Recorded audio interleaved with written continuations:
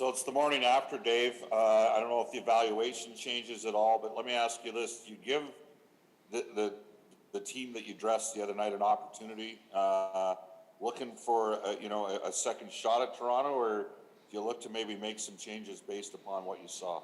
We'll see. We're not going to skate today, so we'll evaluate where we are in the morning. We just weren't sharp. We had some opportunities, missed the net, just weren't as sharp as we needed to be, and Toronto played a good road game, and so we'll have to regroup and come back tomorrow. Terry Jones, Post Media. Dave, can you explain why you guys are 6-6 at home and like 8-3 on the road? There's no fans in the stands, and travel isn't that tough compared to another year. Any theories on that? No. It's just every game feels like it's generic, whether you're home or on the road right now with no fans. So it's just the way it's turned out. What about the idea of, when you're on the road, you're all in your own hotel room and everything like that.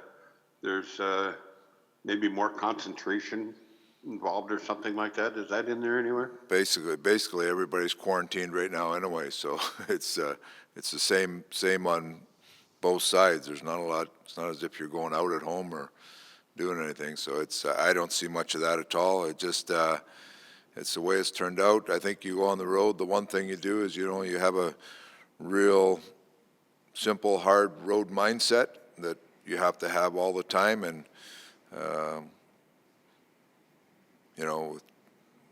we need to have that, and whether we're home or on the road, because it feels the same no matter where you're at right now. Bob Stauffer, 630 CHED. Dave, when you coached in previous stints, certainly in Dallas, you would have lots of extra players around. Since, the cap, we're down to 23 active players, but this is the year in which you have the taxi squad, and it's a different generation of players, and relationships are really important between coach and players. How challenging is it for you to sort of navigate those waters, trying to keep everybody engaged and involved when you've got so many extra bodies around this season? Well, I think, your group has to know what the main goal is, and it's not that you don't want, you want everybody to play. It's just as you've only got a certain number of spots. So there's some things, like I think our staff has done a great job of just communication, trying to keep players ready when they were on the taxi squad, so when they do get a chance to play, they can jump in and play well. So it is a different year this year. Like, usually you got a couple extra guys, and then you got players that are in the minors. This year we've got 6 or 7 extra guys around, and it's more challenging because you have more bodies. But I always talk about there's nothing ever trumps the team, and that's the team comes first, and whether you're playing or not playing, you have to understand that.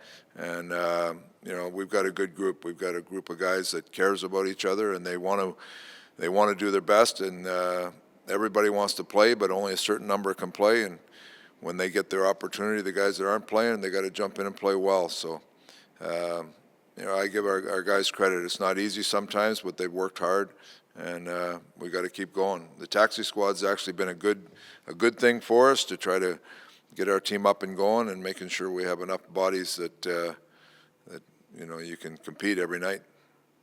Ryan Rashog, TSN. Dave, just along the lines of kind of generating an attack 5-on-5, is there a spot that you felt you guys were stalled on that front that you want to improve on moving forward to the next game? And where was that stalled, do you think? Just execution and being sharper. We had some opportunities, missed the net on. Just some areas like that we can just be cleaner, just a little better. There's no shortage of ice. You guys are playing lots. You'll have a pregame skate tomorrow. How do you, if you feel like the execution isn't there as a coach, how do you handle practice time and figure out how to work that out? Well, that's a big factor these days, is to make sure you got enough rest, and it's not just physical rest, it's mental rest, and making sure you're you're getting enough to, to keep your team sharp. So those are balances we talk about every day, and some days the rest factor is, becomes a bigger issue than the practice. Other days, practice. We practiced 2 days last week that had good practices. Today, we just felt like we keep the guys off, and we need all the energy we can for tomorrow. Rob Chachkowski, Post Media. Hey, Dave. I mean, the team's been playing really well and then has, one bad game. So you can't be too critical. So as a coach, what do you tell them? And more importantly, how do you tell them? Well, we had a meeting this morning. We went through some stuff, and we just have to re-rack and come back. There's some areas of the game that we can be a little better at. There was parts of the game that I thought we were all right. They played a good road game. They got a lead, and we chased the game. So we, we did the exact same thing to them the first game in Toronto this year, where we played a real strong defending game and ended up winning. So, we've been going pretty good lately. We didn't feel like we were as sharp as we needed to be last night.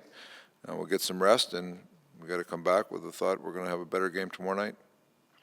Will tomorrow night reveal maybe a little bit more about your team? You know what? It's with every win and every loss.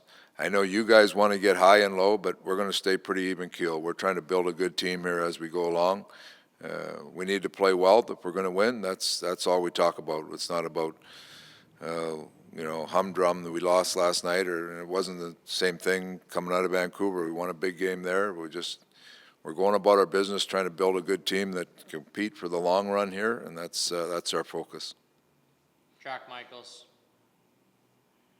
Dave, I just wanted to follow up on something you said when deciding when to practice and when not to practice. I know you're the head coach, but is it also a bit of a collective decision where you may solicit, some opinions from even your players, or, just a team effort deciding whether or not to do that? That's exactly it. As you talk to the trainers, you talk to the fitness people. They track these guys every day and see where they're at physically.